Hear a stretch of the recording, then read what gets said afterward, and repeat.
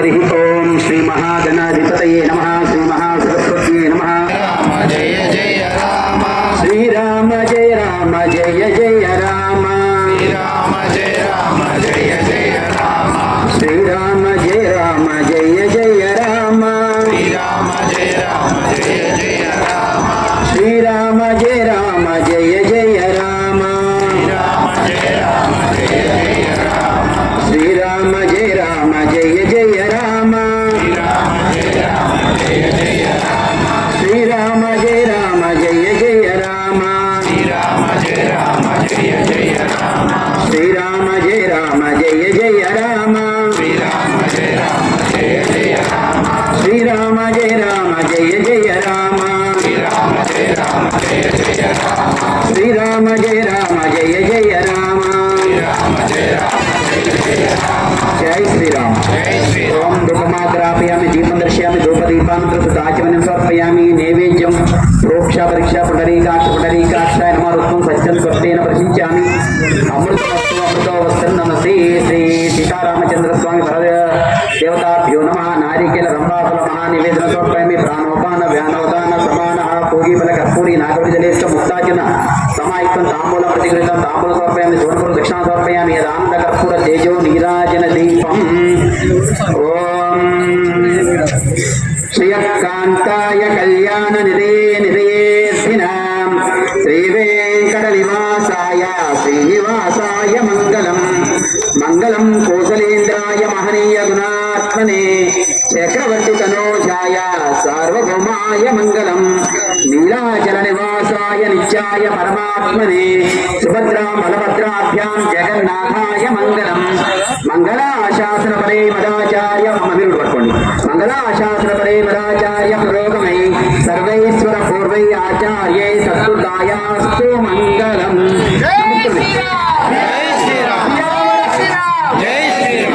रामचंद्र की पवन सुत हनुमान की उमापति महादेव की बोले भाई सब संतन की भारत माता की मंत्रपुष्पं शुभ्र चेकरंतो कपिलो गजकन्निका लंबोदर जविकरो विघ्न राजो गणाधिपा ब्रह्मकेतु गणाध्यक्षो बालचंद्रो गजानन वक्रतुंड शूर्पकर्ण हेरंब स्कंदपूर्वज षोडशचारणं रेपटे विद्यारंभे विवाहे च प्रवेशमेर्गमे तदा संग्रामे सर्वकार्येषु विघ्नस्तनजाय च तत्पुरुषाय विद्महे वक्रतुंडाय धीमहि तन्नो दन्ति प्रचोदयात् नारायणाय विद्महे वासुदेवाय धीमहि तन्नो विष्णु प्रचोदयात् महादेव्यै च विद्महे विष्णुपत्नी च धीमहि तन्नो लक्ष्मी प्रचोदयात् कात्यायनाय विद्महे कन्याकुमारी धीमहि तन्नो दुर्गी प्रचोदयात् आंजनेयाय विद्महे वायुपुत्राय धीमहि तन्नो हनुमत् प्रचोदयात् दाशरथाय विद्महे सीता वल्लभाय धीमहि तन्नो रामचंद्र प्रचोदयात् जनकपुत्रे च विद्महे रामपत्नी च धीमहि तन्नो सीता प्रचोदयात् आंजनेयाय विद्महे वायुपुत्राय धीमहि तन्नो हनुमत् प्रचोदयात् वेदोक्त दिव्य सुवर्ण मंत्रपुष्पं समर्पयामि। అందరం నమస్కారం చేసి చెప్తాం।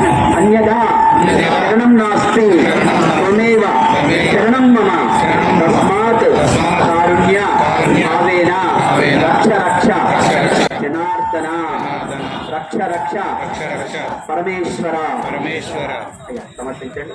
జై శ్రీరామ్। జై శ్రీరామ్। ధర్మజాగరణ సమితి తెలంగాణ ఆధ్వర్యంలో హిందూ చైతన్య రథయాత్ర గత ఈ నెల 6వ తారీఖున నరసింహస్వామి సన్నిధిలో ప్రారంభమై ఈరోజు ఈ రథయాత్ర ముగింపు కార్యక్రమం మన నేరేచెర్ల పట్టణంలో జరుగుతుంది। ఈ యొక్క కార్యక్రమానికి ముఖ్య వక్తగా వచ్చేసినటువంటి వారు శ్రీ రామచంద్ర శ్రీనివాస్ గారు, మన తెలంగాణ ప్రాంత ధర్మజాగరణ సహ సంయోజన్ అంటే ఉపాధ్యక్ష బాధ్యతలో ఉన్నారు। వారు రైల్వే ఉద్యోగి।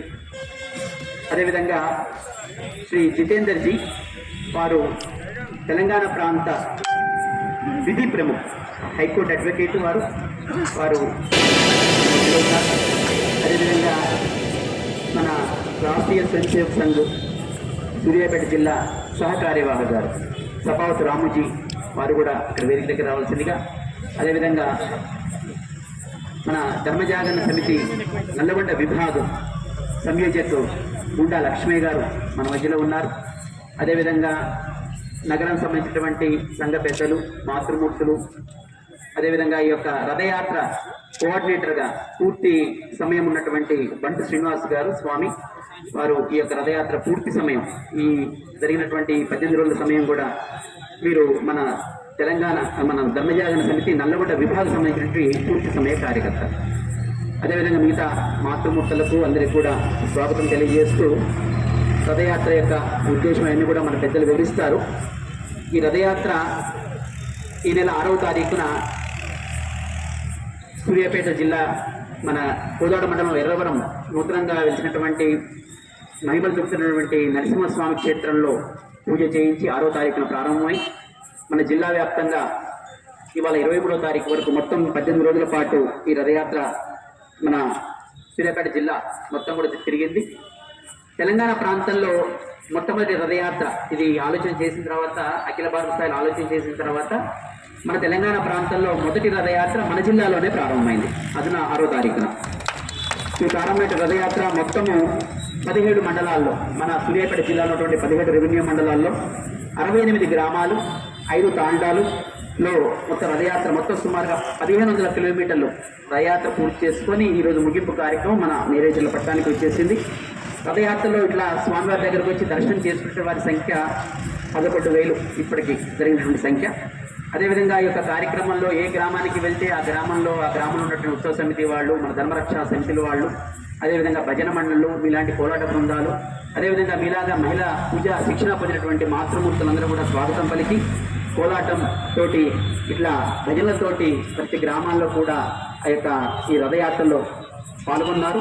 మొత్తం 750 మంది కార్యకర్తలు మనకు తోడ్పాటు, ఈ యొక్క కార్యక్రమం రథయాత్ర నిర్వహించడం కోసం తోడ్పాటు అందించే వారు ఉన్నారు. ఇక ఈ యొక్క కార్యక్రమాన్ని వచ్చినటువంటి ప్రధాన వక్త గారు మనకు సందేశం ఇస్తారు. దాని ముందుగా వినండి ఒక మాట.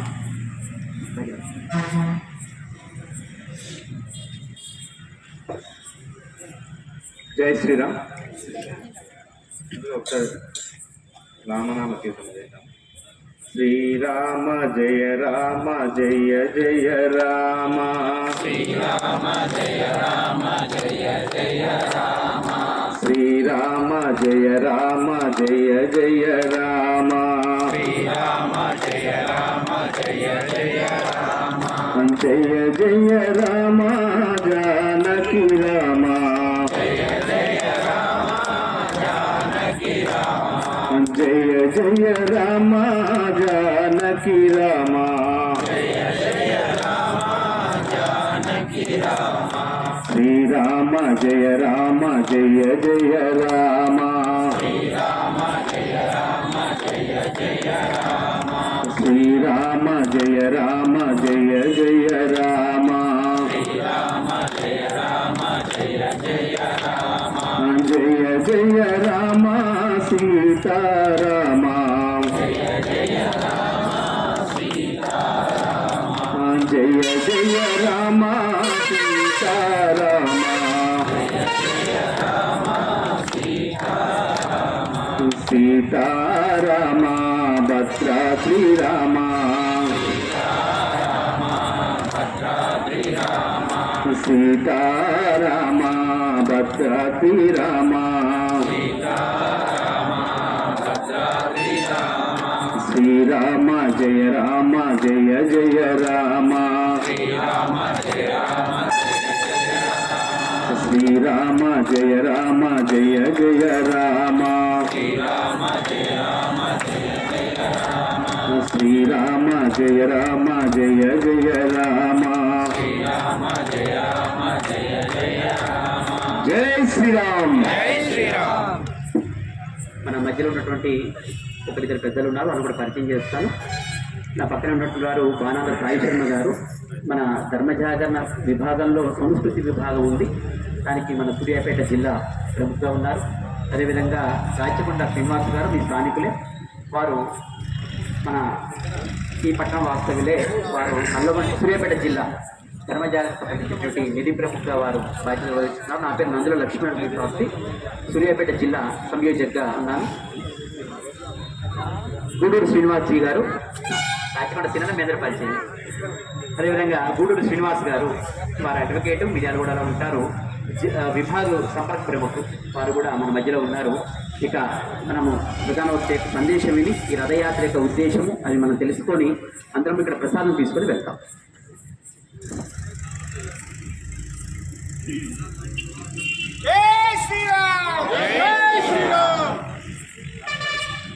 వేదికను అలంకరించినటువంటి పెద్దలు మరియు మాతృమూర్తులారా, వచ్చినటువంటి హిందూ బంధువులారా, అందరికి కూడా నమస్కారాలు తెలియజేస్తూ, రథయాత్ర యొక్క ఉద్దేశం ఏమిటంటే మన యొక్క ప్రాంతం లోపల మనం ఏదైతే ధర్మాన్ని ఆచరిస్తున్నామో ఆ ధర్మాన్ని మనం కాపాడుకుంటూ ఆ ధర్మం యొక్క విశిష్టతను, ఆ ధర్మం యొక్క సంస్కృతిని, ఆ ధర్మం యొక్క చరిత్రను ఇతర వచ్చేటువంటి నెక్స్ట్ తరం ఏదైతే ఉందో ఆ తరానికి అందించాలనేటువంటి ఉద్దేశంతో ఈ యాత్ర ప్రారంభమైంది. అంటే ఇతర వాటికి మనం ప్రలోభాలకు గురి కావద్దు. మన ధర్మం యొక్క విశిష్టత మనందరికీ కూడా కొంత తెలిసి ఈ మధ్య వాట్సాప్లలో, టీవీలలో బాగా చూస్తున్నాం కాబట్టి మన ధర్మం ఏమిటి అనేటువంటి విషయము మనం బాగా అర్థం చేసుకోవాలి. వచ్చేటువంటి పిల్లలకు ఈ విషయాన్ని కూడా మనం చెప్పి మన ధర్మాన్ని మనం కాపాడుకోవాలి. ఇతర చిన్న చిన్న ప్రలోభాలకు, చిన్న చిన్న కారణాల ఆధారంగా ఈ ధర్మాన్ని విడిచిపోవద్దు అనేటువంటి ఉద్దేశంతో ఈ యాత్ర ప్రారంభమైంది. అనేక కిలోమీటర్లు తెలంగాణ ప్రాంతం లోపల, ఈ రోజున వరంగల్ లోపల, కామారెడ్డి, తర్వాత మహబూబ్ నగరు, ఇట్లా అనేక ప్రాంతాల లోపల ఈ యొక్క రథయాత్రలు మన యొక్క ప్రాంతం లోపల, తెలంగాణ రాష్ట్రం లోపల అనేక జిల్లాల లోపల, కరీంనగర్, మంచిర్యాల అనేక జిల్లాల లోపల రథయాత్ర ప్రారంభమై ముగింపు చేరుకుంటున్నటువంటి సందర్భం ఇది. కాబట్టి ఈ సందర్భంగా వచ్చేసినటువంటి మీ అందరికి మళ్ళొకసారి ధన్యవాదాలు తెలియజేస్తూ, మన దేశం అత్యంత పవిత్రమైనటువంటి దేశం. ఎందుకు చెప్తున్నానంటే ఈ దేశం ఎంత గొప్పది అంటే ఈ దేశంలోనే దేవుళ్ళు అనేటువంటి వాళ్ళు జన్మించారు. దేవతలు నడియాడినటువంటి దేశం మన యొక్క దేశం. అందుకే ఈ దేశం చాలా గొప్పనైనటువంటి దేశం. ప్రపంచం లోపల ఏ దేశంలో లేనటువంటి విలువలు, సాంస్కృతిక ధర్మాలు, ఆచారాలు, పద్ధతులు, కాలమాన పరిస్థితులు అన్ని కూడా ఈ దేశంలో ఉన్నాయి. అటువంటి దేశంలో భగవంతుడు జన్మించారంటే ఎంత అదృష్టం. అటువంటి దేశంలో మనం పుట్టామంటే మనం ఇంకా అదృష్టవంతులం. కాబట్టి ఎంతో గొప్ప పూర్వజన్మలో ఎంతో గొప్ప పనులు చేస్తే గానీ ఈ దేశంలో మనకు జన్మ రాదు. భగవంతుడు సాక్షాత్తు కోరుకుంటాడు ఈ దేశంలో నేను జన్మించాలని. కాబట్టి అటువంటి దేశంలో మనం పుట్టాం. జననీ జన్మ భూమిస్య స్వర్గాదపి గరియసి అని ఏదైతే రాముల వారు చెప్పారో, అంటే లంకా యొక్క యుద్ధం జరిగిన తర్వాత, రావణాసురుడు యుద్ధం చేసిన తర్వాత, గెలిచిన తర్వాత లక్ష్మణ్ అంటాడు, అన్నయ్య ఇంకెందుకు, లంక చాలా బహు సుందరమైనటువంటిది, వజ్ర వైడూర్యాలతో కూడుకున్నటువంటిది, మనం అయోధ్యకి వెళ్తే అక్కడ మనల్ని భరతుడు రాజస్థాన్ వెళ్ళదు, మనం అందరం కూడా ఇక్కడే ఉందామంటారు. అప్పుడు అంటారు రాముడు ఈ వాక్యాన్ని, అపి స్వర్ణమయీ లంక నమే లక్ష్మణ రోచతే జననీ జన్మ భూమిస్య స్వర్గాదపి గర్యసి. మన యొక్క జన్మం ఏదైతే లంక సుందరమైనది కావచ్చు, లంక వజ్ర వైడూర్యాలతో నిండుకొని ఉండొచ్చు, కానీ మన యొక్క విశేషం ఏమిటంటే, మన యొక్క అదృష్టం ఏమిటంటే జననీ జన్మ భూమిస్య, ఏదైతే మనం పుట్టినటువంటి స్థలం ఉందో అది స్వర్గం కంటే కూడా మిన్న అనేటువంటిది సాక్షాత్తు శ్రీరామచంద్రుడు చెప్పినటువంటి వాక్యం. రాముల వారిని అనేక వేల లక్షల సంవత్సరాలు అయినప్పటికీ ఎందుకు మనం కొలుస్తున్నాం అంటే ఆదర్శం. ఒక ఆదర్శం, జీవితాన్ని చూపించినటువంటి ఆదర్శం. తండ్రి యొక్క మాట అసలు నోటి నుండి రాకముందే తండ్రి యొక్క మనోభావాన్ని, వాస్తవానికైతే అందరూ ఏమంటుంటారంటే దశరథ మహారాజు మాట విన్నాడు రాముడు అంటాడు, కానీ దశరథ మహారాజు మాట రాముల వారు చెప్పలేదు. దశరథ మహారాజు రాముల వారు వినలేదు. కానీ అతని మనసులో ఉన్నటువంటి ఉద్దేశాన్ని, అతని మనసులో ఏమైతే కోరుకుందో ఆమె తల్లి ఆ కోరికను నెరవేర్చాలని చెప్పకముందే చేసినటువంటి వాడు. అంటే తల్లిదండ్రుల యొక్క మనోభావాన్ని ఎదిగి గుర్తెరిగి నడిచినటువంటి వాడు శ్రీరామచంద్రుడు. అట్లనే కాదు, అనేక సందర్భాల్లో మన సీతామాత విషయంలో కానివ్వండి, లేకపోతే తాను పడవ దాటి నది పోవడానికి ఏదైతే ఒక రాజు సహాయపడతాడో ఆ రాజును చివరి లోపల తన పట్టాభిషేకమైనప్పుడు కూడా ఆ రాజును తీసుకొచ్చి అలింగనం చేసుకొని పక్కన కూర్చోబెట్టుకుంటాడు. ఒక విషయం కాదు, అనేక విషయాల లోపల ఒక మనిషి ఏ రకంగా జీవించాలి, తన యొక్క ధర్మం ఏంటి, తన యొక్క పద్ధతులు ఏంటి అనేటువంటి విషయాన్ని మనకు స్వయంగా చూపించినటువంటి రాముడు. కాబట్టి రాముడు మనకు ఆదర్శం. శ్రీకృష్ణుడి విషయంలో కూడా సాధారణంగా శ్రీకృష్ణుడి విషయంలో ఏం చెప్తాడు, శ్రీకృష్ణుడు 16,000 మంది బామ్మలు ఉన్నారు, 16,000 మంది భార్యలు ఉన్నారు అని చెప్తారు. వాస్తవానికి అదేమిటి అంటే శ్రీకృష్ణుడు తర్వాత సత్యభామ ఇద్దరు కలిసి ఇప్పుడున్నటువంటి అస్సాంలో ఏదైతే నరకాసుడు అక్కడ రాజ్యపాలన చేస్తుంటాడు, అక్కడ నరకాసుడు అనేక వేల మందిని మహిళల్ని చెరబట్టి అందరినీ కూడా వాళ్ళని అనుభవించి వాళ్ళందరినీ కూడా జైల్లో పెడతాడు. ఆ తర్వాత నరకాసుడు వదన అయిన తర్వాత సత్యభామ వహిస్తుంది. సత్యభామకు వరుసకు నరకాసురుడు కొడుకు కూడా అవుతాడు. కానీ ధర్మం కోసం అని చెప్పి తన కొడుకును కూడా, అంటే వరుస కొడుకు అయినప్పటికీ కూడా సత్యభామ వదిలిపెట్టకుండా సత్యభామ శ్రీకృష్ణుడు కలిసి నరకాసుడు వధ చేస్తాడు. వధ చేసిన తర్వాత నరకాసుడు యొక్క కొడుకు వస్తాడు. కొడుకుకు పిలిచి శ్రీకృష్ణుడు రాజ్యాన్ని అప్పగిస్తుంటే అప్పుడు అంటాడు, ఏ రకంగా నేను ఈ రాజ్యాన్ని పరిపాలన చేయాలి, ఎందుకంటే యుద్ధం లోపల మొత్తం ధనాగారం అంతా కూడా ఖర్చు అయిపోయింది, కాబట్టి నేను వీళ్ళందరినీ కూడా పోషించలేను అంటే, మా నాన్న చేసినటువంటి అకృత్యాల కారణంగా అనేక వేల మంది జైళ్ళల్లో మహిళలు ఉన్నారు కాబట్టి వీళ్ళని నేను పోషించలేను అని చెప్తే, అప్పుడు శ్రీకృష్ణుడు ఏం చెప్తాడు, మహిళలు కూడా వచ్చి అడుగుతారు, మేము ఎట్లా జీవించాలి, మాకేమి ఆధారం, సమాజంలో పోతే ఏమైతుంది మా పరిస్థితి అన్నప్పుడు శ్రీకృష్ణుడు చెప్తాడు, మీ అందరి కోసమే నేను ద్వారకను నిర్మించాను, మీరందరూ కూడా ద్వారకకు రండి, ద్వారకంలో మీ యొక్క జీవితాన్ని గడపండి అంటే మహిళలు మళ్ళీ ప్రశ్న వేస్తారు, మరి మేము ఎవరికి భార్యలమని చెప్పాలి, ఎందుకంటే సమాజం లోపల మమ్మల్ని చులకనగా చూస్తారు, ఇట్లా నరకాసుడు ఇది చేశాడని చెప్తే మీరందరూ కూడా చెప్పండి మీ యొక్క భర్త శ్రీకృష్ణుడు అని చెప్పండి అని చెప్పేసి సమాజ హితం కోసం అనేక వేల మంది మహిళల యొక్క మాన ప్రాణాలు కాపాడినటువంటి వాడు శ్రీకృష్ణుడు. కాబట్టి అటువంటి శ్రీకృష్ణుడి యొక్క వంశజులం మనం అందరం ఎంత గర్వించాలి.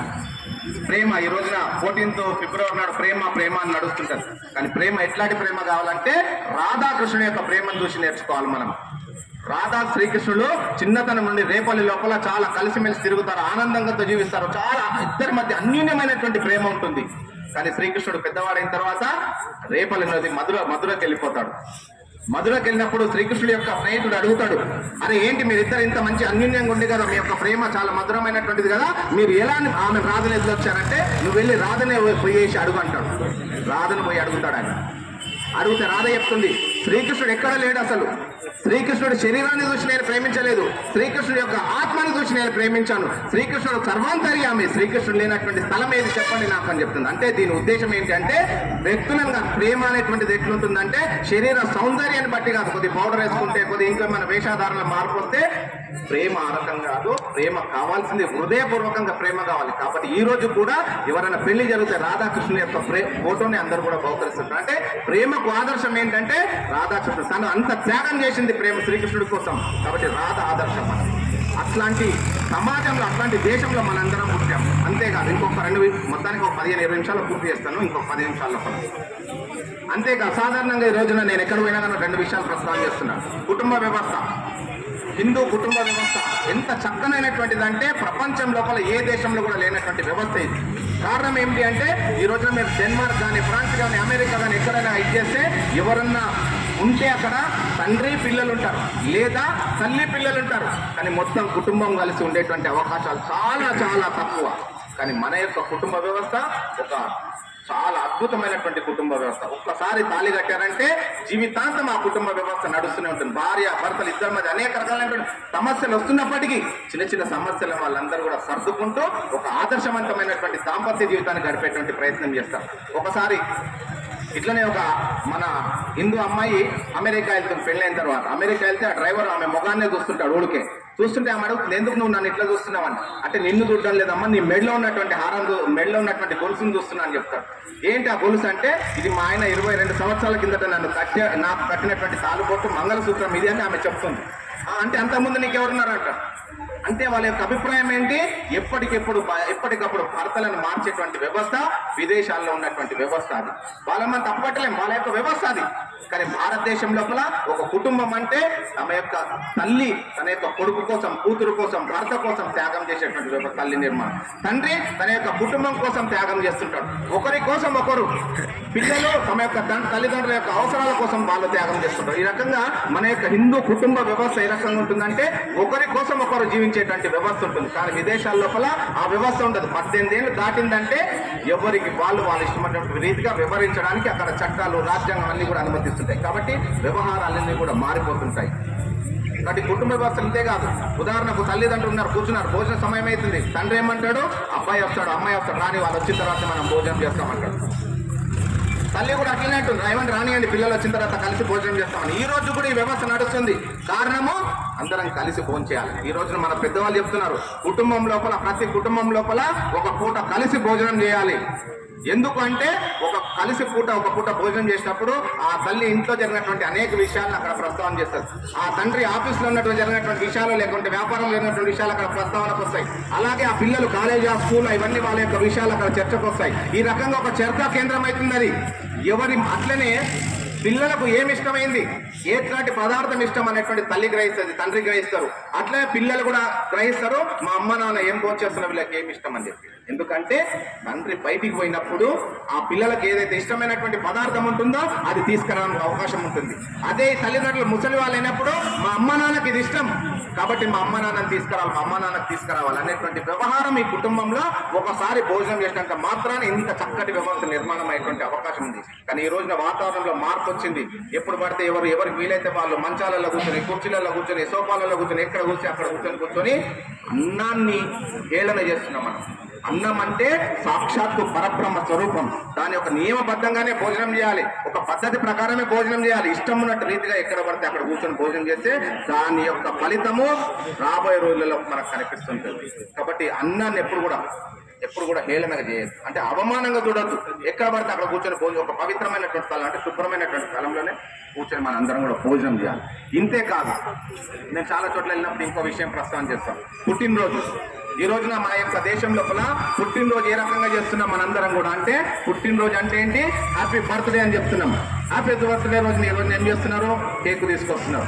కేకును కొయ్యాలి, అదందరూ కూడా అందరు నోట్లలో పెట్టాలి, మొగాలకు రుద్దాలి, ముక్కులకు రుద్దాలి, ఇష్టమున్న చోట్లలో రుద్దుతున్నారు. గమనించండి మీరు, అసలు కేక్ అంటే ఏంటి? కేక్ ఒక మైదా పిండితో తయారు చేసేటువంటి పదార్థం. మైదా ఎవరైనా కుటుంబాల్లో వాడితే వాళ్ళకి అనారోగ్యాలు ప్రారంభమైతే గుర్తుపెట్టుకోండి. మైదా ఏం చేస్తుందంటే శరీరంలోకి వెళ్ళి మన యొక్క పేగులన్నింటినీ కూడా పని చేయకుండా పనిచేస్తుంది. కాబట్టి విదేశాల లోపల కేకు దొరుకుతుంది, వాళ్ళకి దొరికేటువంటి పదార్థం ఒకటే మైదా. కాబట్టి వాళ్ళు కేక్ ప్రాధాన్యం చేసుకుంటారు, వాళ్ళ పద్ధతి అది. కానీ మన దేశంలో ఒక తల్లి 10 రకాల స్వీట్లు చేస్తుంది, 10 రకాలైనటువంటి ఇంకో రకమైన పదార్థాలు చేస్తుంది. ఎన్నో రకాలైనటువంటి పదార్థాలు మన తల్లి మన ఇంట్లో చేసి పెడుతుంది. అవి తినకుండా మనం ఏం చేస్తున్నాము అది. రెండోది ఏం చేస్తున్నాము, పుట్టినరోజు నాడు ఒక నడి వయస్కుడు కానీ పిల్లలు కానీ ఎవరు పడితే వాళ్ళకి షేక్ హ్యాండ్ ఇస్తున్నాడు తల్లులకు, ఆడపిల్లలకు.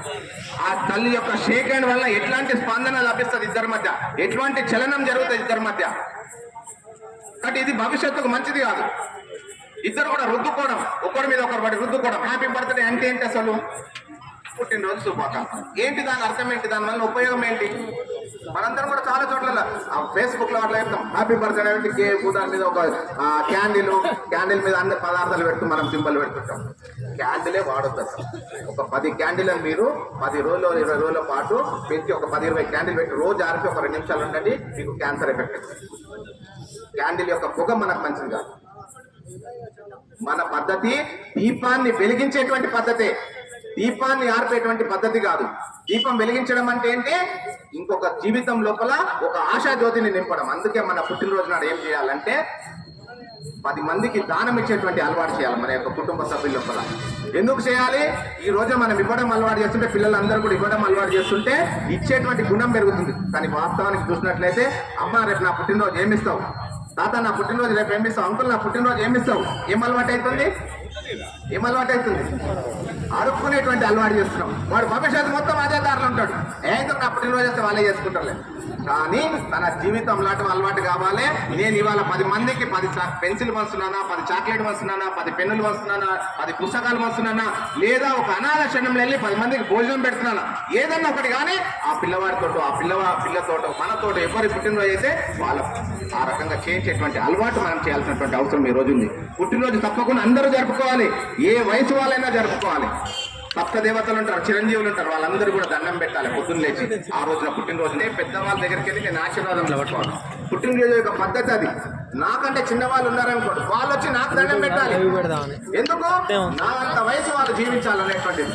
అప్పుడు వాళ్ళు ఏం చెప్తారు, ఆ విద్యార్థులు అయితే సరస్వతి కటాక్ష ప్రాప్తి రస్తు అంటారు. పెళ్లి కావాల్సిన వాళ్ళైతే అమ్మాయిలు అబ్బాయిలు అయితే కళ్యాణ ప్రాప్తి రస్తు అంటారు. పెళ్లైన తర్వాత పిల్లలు కావాల్సి ఉంటే సంతాన ప్రాప్తి రస్తు అంటారు. ఇట్లా అనేక రకాలైనటువంటి ఆశీర్వాదాలు, ఏ వయసుకు తగ్గటువంటి ఆశీర్వాదాలు అవి మన యొక్క సమాజం హిందూ సాంప్రదాయంలో ఆరంభం.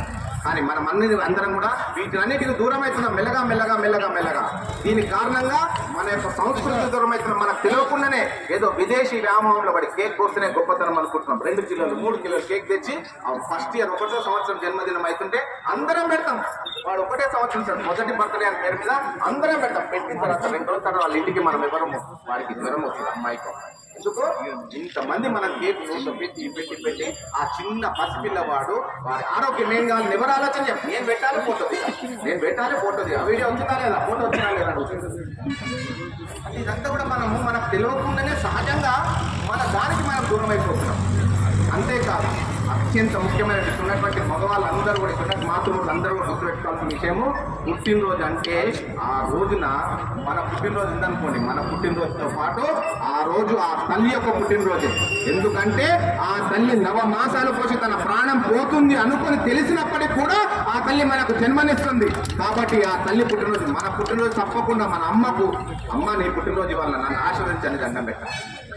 ఏ వయసు వాళ్ళైనా ఆడపిల్లలైనా వాళ్ళ యొక్క తల్లికి దండం పెట్టాలి కనీసం అవకాశం. ఎందుకంటే అటువంటి తాను చనిపోతా అన్నప్పుడు కూడా ఆ తల్లి మనకు జన్మనిస్తుంది. చిన్న విషయం ఏం కాదంట, చిన్న విషయం కాదు. మనం చాలా కన్నా వాళ్ళు చాలా మంది చూస్తున్నాం, కన్నా కాదు ఏం చేస్తున్నారు నా కోసం అంటారు. ఏం చెయ్యాలి అసలు? నీకు జన్మనిచ్చడమే అత్యంత ముఖ్యం. నీకు జన్మనిచ్చానంటేనే నీకు చాలా గొప్ప విషయం నేను చేసి పెట్టాను. నీకు ఇంతకంటే గొప్ప విషయం నీకు ఏమిస్తారా అని తల్లి అడగగలగాలి, తండ్రి అడగలగాలి. నువ్వు ఏం చేశావు నాన్న నాకు? ఇవాళ చాలా మంది పిల్లలు అడుగుతుంటారు ఏం చేశారంటే జన్మనిచ్చాను, అంతకంటే ఇంకేం కావాలి అతనికి? ఈ జన్మ ఇవ్వకపోతే అసలు నువ్వు ఎట్లుంటావు? అసలు మేము ఈ మాత్రమన్నా చేస్తున్నాం, రేపు నీ పిల్లలకి ఏం చేస్తావు? అసలు ఈ రకమైనటువంటి వ్యవహారం లోపల ఈ రకంగా ఇవన్నీ విషయాలు ధర్మం కోసం మన యొక్క ధర్మం ఏదైతే సనాతనమైనటువంటి ధర్మం అంటున్నాం మనందరం కూడా ఈ సనాతనమైనటువంటి ధర్మాన్ని మనం రక్షించుకోగలిగితే ఈ దేశం అత్యంత వైభవోచితి పోవడానికి అవకాశం ఉంది. ఈ ధర్మం ఎప్పుడైతే ప్రపంచంలో గుర్తుపెట్టుకోండి, ఈ రోజున ప్రపంచం అంతా కూడా సుఖశాంతంగా ఉందంటే కేవలం భారతదేశం ఉన్నటువంటి భారతదేశం ఇంత ప్రశాంతంగా ఉంది కాబట్టి. ఒకవేళ భారతదేశము ప్రపంచ యుద్ధాన్ని గురికొల్పిందనుకోండి, ప్రపంచంలో ఏ దేశం కూడా మీకు అందరం కూడా నాశనం అయిపోతారు. ఈ రోజున మనం ఒక అత్యున్నతమైన స్థితికి వచ్చాం. ఈ రోజున మనం చెప్తే ఈ భారతదేశం యొక్క పెద్దవాళ్ళు చెప్తే ప్రపంచం అంతా కూడా వింటుంది. కాబట్టి మన యొక్క ధర్మాన్ని మనం ఈ రోజున మర్చిపోయినట్లయితే ప్రపంచం ఎవరైతే బలంగా ఉంటారో వాళ్ళ మాటనే సమాజం వింటది. స్వామి వివేకానంద చెప్పాడు, బలమే జీవనము బలహీనతే మరణము. బలహీనంగా ఉంటే ఎవరి మాట ఎవరు వినరు, ఇంట్లో వాళ్ళు వినరు, బయట వాళ్ళు వినరు. కాబట్టి మనం బలంగా ఉండాలి. మన యొక్క హిందూ సమాజం ఏ రోజైతే బలంగా ఉంటుందో అప్పుడు ఈ దేశంలో మార్పు జరుగుతుంది. కాబట్టి ఆ రకమైనటువంటి దిశగా మనందరం కూడా అనేక మంది ఈ దేశం ఒక్క మాట చెప్పి ముగిస్తారు, దేశం కోసం కూడా ఒకసారి చేస్తారు. ఈ దేశం యొక్క 1857లోనే ఈ దేశానికి స్వాతంత్రం రావాలి, ప్రథమ స్వాతంత్ర సంగ్రామం అంటున్నాం మనం.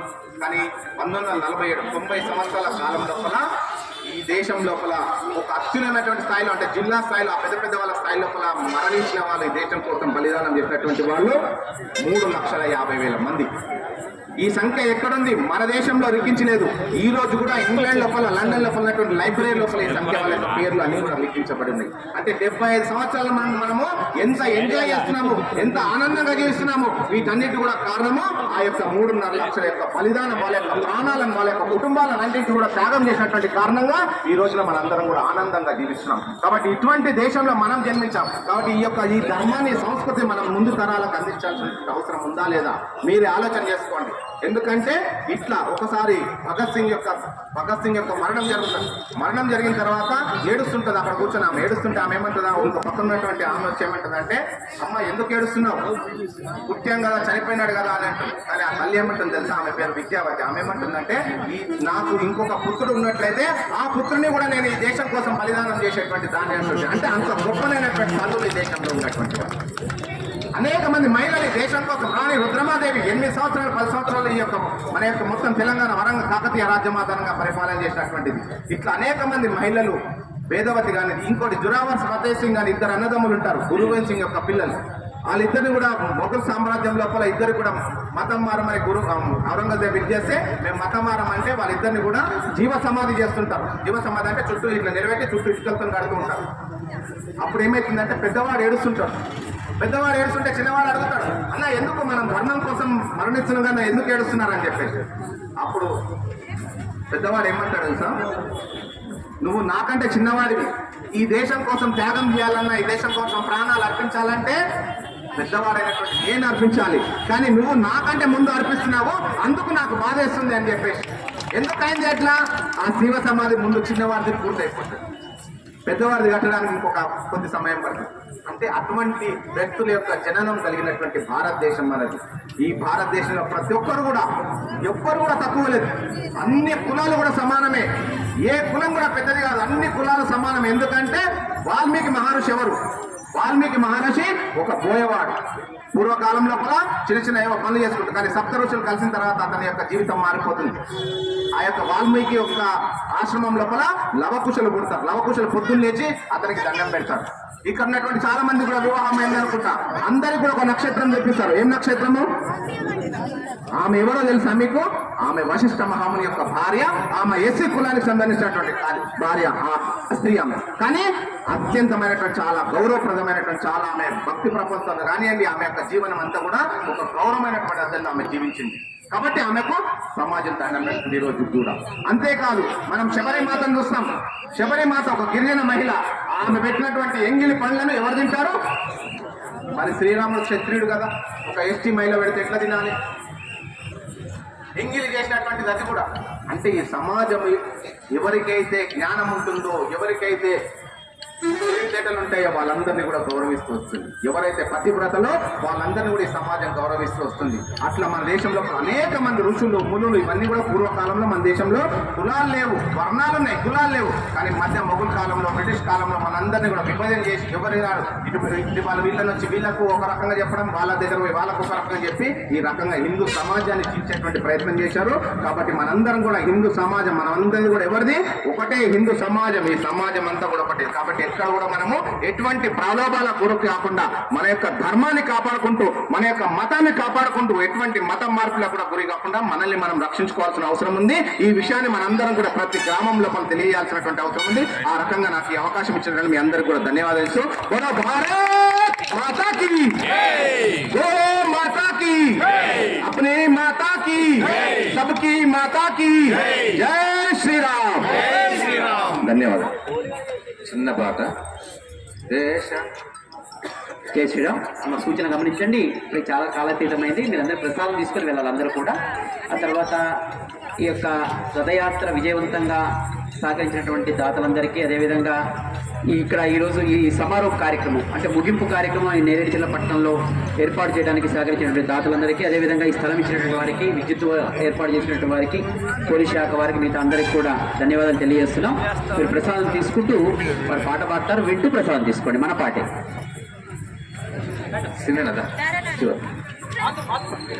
దేశ ధర్మముల రక్షణ కొరకై, దేశ ధర్మముల రక్షణ కొరకై ధర్మ జాగరణ చేయాలి, ధర్మ జాగరణ చేయాలి, రాష్ట్ర జాగరణ చేయాలి. శ్రీరామ్ జయ రామ్ జయ జయ రామ్, రామ రామ గోవింద హరే, శ్రీరామ్ జయ రామ్ జయ జయ రామ్, రామ రామ గోవింద హరి. అదేవిధంగా మీరు సాయంత్రం 5 గంటల నుంచి మాతృమూర్తులందరూ కూడా కోలాట బృందం వారందరూ కూడా ఈ యొక్క శోభాయాత్రలో పాల్గొన్నారు. వారందరికీ కూడా ఈ బృందం అందరికీ కూడా మన యొక్క ధర్మజాగరణ సమితి తరఫున ధన్యవాదాలు తెలియజేస్తున్నాం. అదేవిధంగా ఈ యొక్క కార్యక్రమంలో తోడ్పాటు అందిన అందరికీ కూడా పేరు పేరున అందరికీ కూడా ధన్యవాదాలు తెలియజేస్తున్నాం. మీరు తీసుకునే ప్రసాదము పేపర్లన్నీ కూడా ఆ ప్లేట్లు ఏమైనా ఉంటే అన్నీ ఒక దగ్గర పెట్టండి. జై శ్రీరామ్. ఓం సహనా భవతు సహనౌ భునక్తు సహ వీర్యం కరవాహవై తేజస్వినావదీతమస్తు మా విద్విషాహవై. ఓం శాంతి శాంతి శాంతి. లోకా సమస్తా సుఖినో భవంతు. ధర్మస్య జయోస్తు అధర్మస్య నాశోస్తు. ప్రాణినా సద్భావనాస్తు. గవాం రక్షంతు. లోకా సమస్తా సుఖినో భవంతు. జై శ్రీరామ్.